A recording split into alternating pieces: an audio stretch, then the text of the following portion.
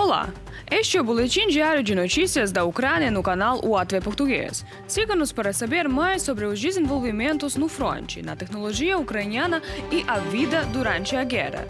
Ative o sininho e inscreva-se no canal. Hoje, dia 19 de janeiro, vamos falar do seguinte. A Ucrânia está preparando novas operações ofensivas este ano. O comandante em chefe das Forças Armadas da Ucrânia, Syrskyi, revela detalhes. O Kremlin continua com o terror nuclear e os planos para atacar subestações ucranianas de centrais nucleares. Isso pode causar um segundo Chernobyl. Parceiros americanos e europeus aplicam sanções à frota paralela da Rússia. Quase 400 ataques confirmados contra a Rússia durante o ano passado. A guerra de Putin está voltando ao ponto onde começou. As forças de defesa ucranianas continuam a realizar ataques profundos para reduzir as capacidades do inimigo e fazer com que os russos sintam o que é a guerra no seu território. Assim, o complexo militar industrial foi atingido quase 100 vezes no ano passado. Refinarias de petróleo, depósitos e estações de bombeamento, 144 vezes. Houve também dezenas de ataques às ferrovias, portos e aeródromos russos. E a pressão sobre a Rússia continua. Em 2025, as Forças Especiais Alfa do Serviço de Segurança da Ucrânia destruíram recursos de defesa aéreas russos no valor aproximando de 4 bilhões de dólares. Os ataques de longo alcance causaram sérios danos a elementos-chave do sistema de defesa aérea em câmaras da Rússia. Os sistemas de mísseis antiaéreos, bem como os sistemas Buk, Pantsir e Torre, foram destruídos. As estações de radar e os sistemas de orientação também sofreram perdas significativas.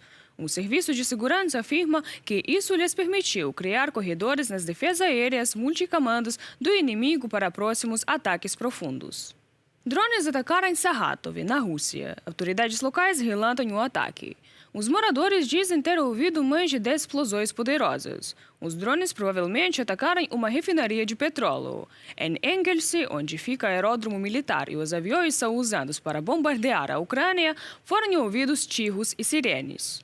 Em meio ao ataque, os ocupantes começaram a salvar os aeronaves estacionados no aeródromo local de uma possível destruição.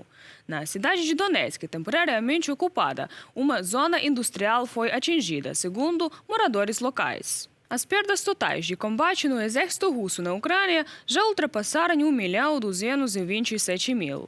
Entre eles, 1.020 ocupantes russos foram mortos nas últimas 24 horas, segundo o Estado-Maior das Forças Armadas da Ucrânia. Também foram destruídos 2 tanques, 3 veículos blindados, 39 peças de artilharia e mais de 700 drones. Outros 170 veículos russos não voltarão a ser empregados no campo de batalha. Eles foram destruídos pelas forças ucranianas ontem. A Ucrânia conduzirá operações ofensivas, uma vez que a vitória não pode ser alcançada durante a defesa.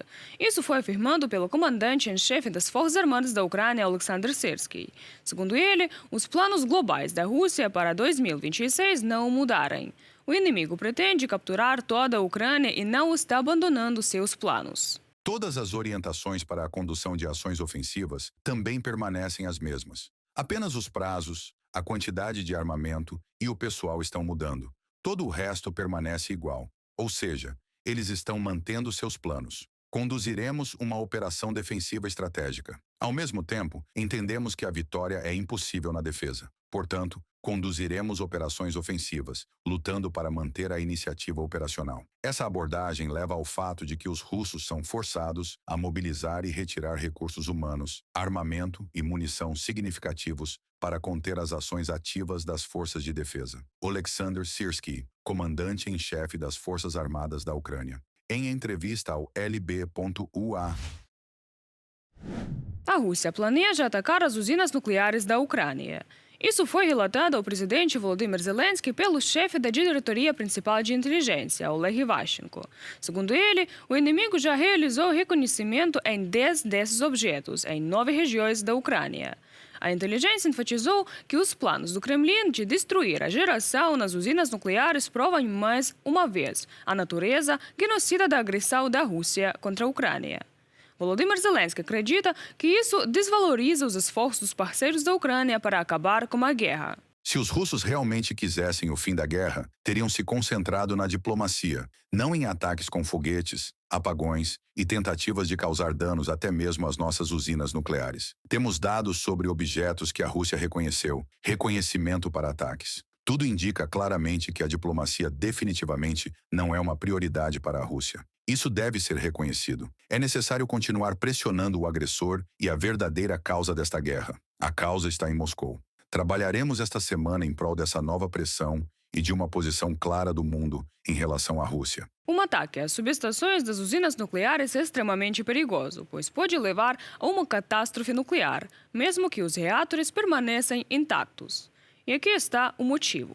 As subestações são os centros através dos quais a energia da usina nuclear entra na rede e depois flui para os consumidores.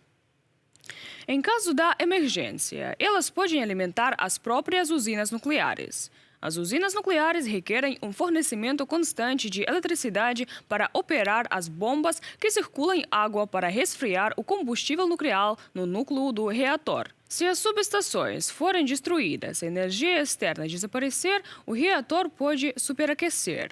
Isso leva ao derramamento do combustível, que foi a causa dos acidentes das usinas nucleares de Chernobyl e Fukushima. Na pior das hipóteses, substâncias radioativas poderiam entrar na atmosfera. A nuvem não pararia nas fronteiras da Ucrânia. Ela poderia cobrir uma parte significativa da Europa, tornando esse ataque uma ameaça global. A Rússia está tentando dividir o sistema energético da Ucrânia e isolá-lo da produção e do fornecimento de eletricidade, de acordo com o Instituto para Estudo de Guerra. As forças russas estão tentando dividir o sistema energético nacional em duas seções distintas ao longo de uma divisão leste-oeste. Essa tática visa criar ilhas energéticas, zonas isoladas e separadas dos sistemas vitais de geração, fornecimento e transmissão.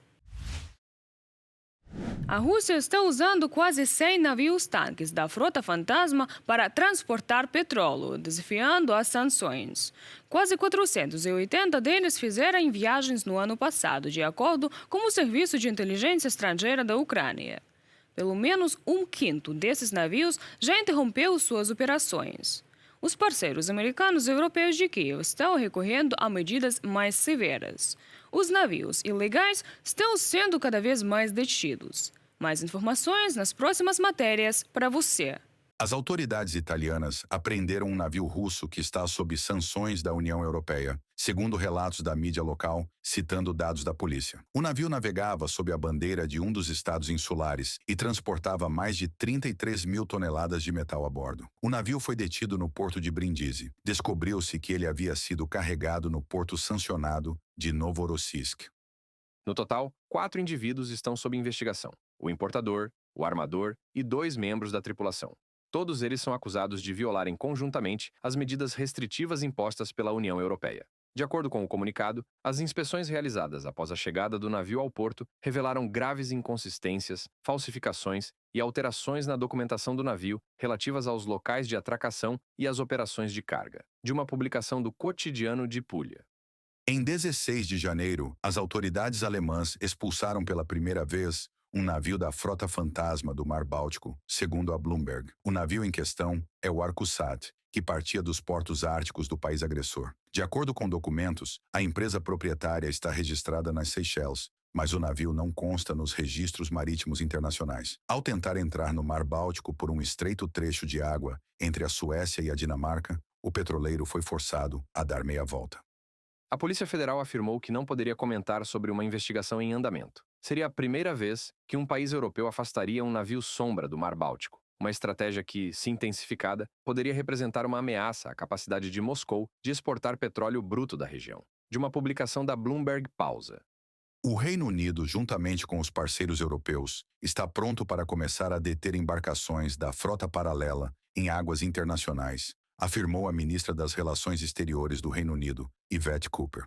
Ainda é difícil dizer quais serão as consequências dessas declarações, mas sua aparição já indica a determinação dos europeus em combater as embarcações ilegais do país agressor, afirmam analistas. Quando falamos do Reino Unido, ele naturalmente alinha sua posição de forma bastante séria com as posições dos Estados Unidos da América. Os americanos mostraram que isso pode ser feito e que não haverá consequências por isso. Portanto, nessa situação, é claro que seria interessante ver com que rapidez os britânicos ousarão levar adiante essa iniciativa. Porque, repito mais uma vez, uma coisa é naquele hemisfério, na América Latina, e outra bem diferente é na União Europeia.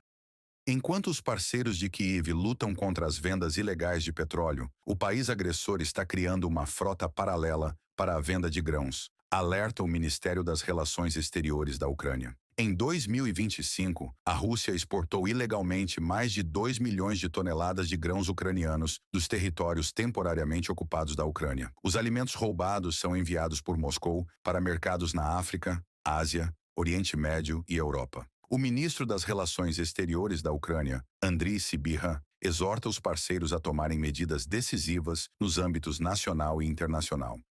Nossos serviços de inteligência já identificaram 45 embarcações envolvidas no roubo de grãos ucranianos e seu transporte para os mercados globais, e impusemos sanções a 43 delas, bem como a 39 capitães. Também estamos rastreando empresas envolvidas nesse comércio ilegal. Todas elas sentirão as consequências das sanções ucranianas, tanto judiciais quanto especiais. Toda a infraestrutura russa envolvida no roubo de grãos ucranianos, bem como seus compradores, deve ser sujeita às sanções europeias o mais rápido possível. Andriy Sybiha, ministro das Relações Exteriores da Ucrânia em X. Os principais compradores dos grãos exportados ilegalmente são o Egito, Bangladesh, Líbano, Turquia e Síria, observa o Serviço de Inteligência Estrangeira da Ucrânia. Os navios com alimentos partem dos mares Negro e Azov para portos no Cáucaso. Lá, os grãos são transferidos para navios acumuladores e seguem para águas internacionais. Dessa forma, o país agressor tenta ocultar a origem das mercadorias e evitar sanções. Somente no segundo semestre de 2025, a Federação Russa exportou ilegalmente 1.400.000 toneladas de grãos. Reportagem de Andriy Dmitrenko para o UATV Notícias. Isso é tudo por hoje. Nossa equipe da UATV trabalha para que o mundo não esqueça da guerra injusta da Rússia contra a Ucrânia. Inscreva-se e nos ajude a levar informação a mais pessoas. Até amanhã!